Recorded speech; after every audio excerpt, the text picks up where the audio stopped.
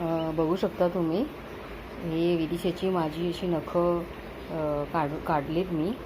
ती आता मी कुंड्यांमध्ये टाकते. हे बघा,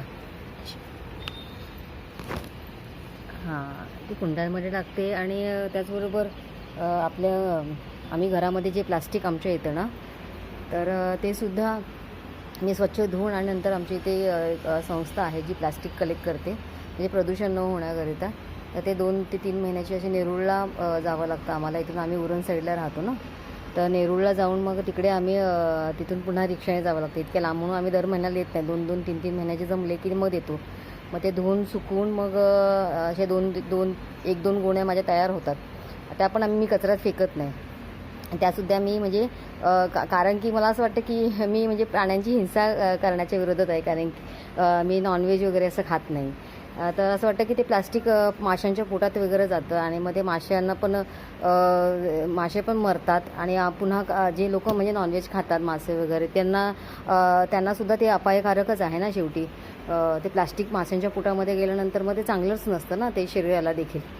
तर त्यामुळे मग मला असं वाटतं की नाही आपण म्हणजे म्हणजे दुसऱ्यांच्या प्रती जर मैत्री आपल्याला करायची असेल तर आपण आपल्याकडूनच स्वतः सुरुवात केली पाहिजे. तर मी अशा पद्धतीने प्लास्टिक पण मी याच्यात टाकत नाही आहे कचऱ्याच्या पेटीमध्ये. आणि फक्त एक जी पॉलिथिन असते आपल्या डस्टबिनला तेवढीच एक माझी प्लास्टिक जाते.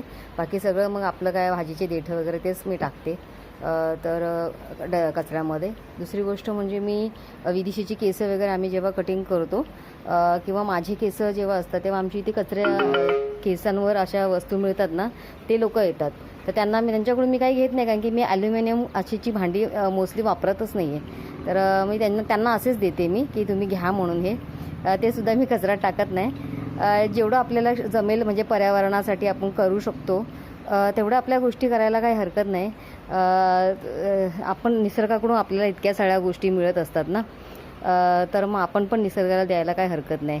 याच्यामध्ये पण मी कुंड्यांमध्ये फुलं वगैरे टाकते. देवाची माती नसतेच माझ्या कुंड्यांमध्ये असतं, कारण की जे घरामध्ये फुलं येतात ना देवाची पूजास्थानाजवळ ठेवते मी. किंवा याच्या झाडांचा जो पालापाचोळा असतो तोच मी सुकवून त्यामध्ये टाकत असते.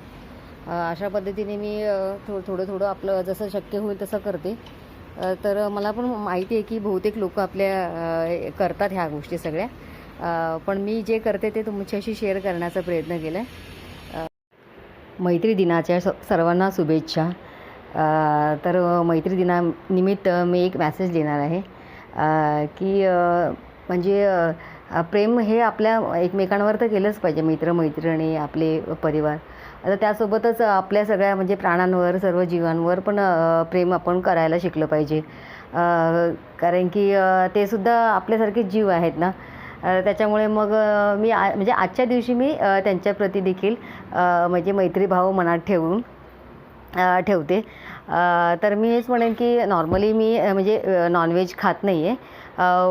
पण अगदीच आमच्या घरी कोणी पाहुणे आले असेल, माझ्याकडे अगदीच सगळं आवरून स्वतःसाठी करण्यासाठी वेळ नसेल, तेव्हा मी म्हणजे त्यातला थोडासा रस्सा वगैरे असं नावाला जेवते मी. पण स्वतःसाठी मागवून खायचं म्हणजे ते मी करत नाही ॲक्च्युली. किंवा दुसऱ्यांच्या घरी गेली आणि तिथे जर ह्याच पद्धतीचं जेवण बनवलेलं असेल तर मी थोडंफार त्यातलं घेते. पण म्हणजे म्हणजे स्वतः म्हणजे ते खात नाही ॲक्च्युली. स्वतःसाठी म्हणजे खायचं म्हणून आणून खात नाही मी. अशा पद्धतीने मी म्हणजे हा नियम एक ठेवलेला आहे माझ्यासाठी. म्हणजे पूर्णच एकदमच म्हणजे ताणून ती कुठली गोष्ट करत नाही. म्हणजे मधला मार्ग कसा काढता येईल त्या पद्धतीचं मी म्हणजे हा नियम माझ्यासाठी करून ठेवलेला आहे. म्हणजे मी बुद्धांच्या तत्वांवर चालते, त्याच्यामुळे हा मधला मार्गच आपण आपल्या जीवनामध्ये कधी पण ठेवला पाहिजे. कुठल्याही ह्या टोकाचं किंवा त्या टोकाचं गोष्ट नाही केली पाहिजे. हे तत्व लक्षात ठेवूनच मी ह्या गोष्टी करते.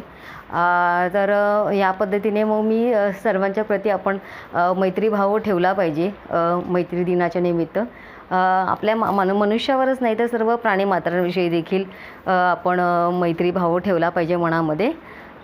चल तर ठीक आहे. तुम्हाला सगळ्यांना हॅपी फ्रेंडशिप डे. धन्यवाद.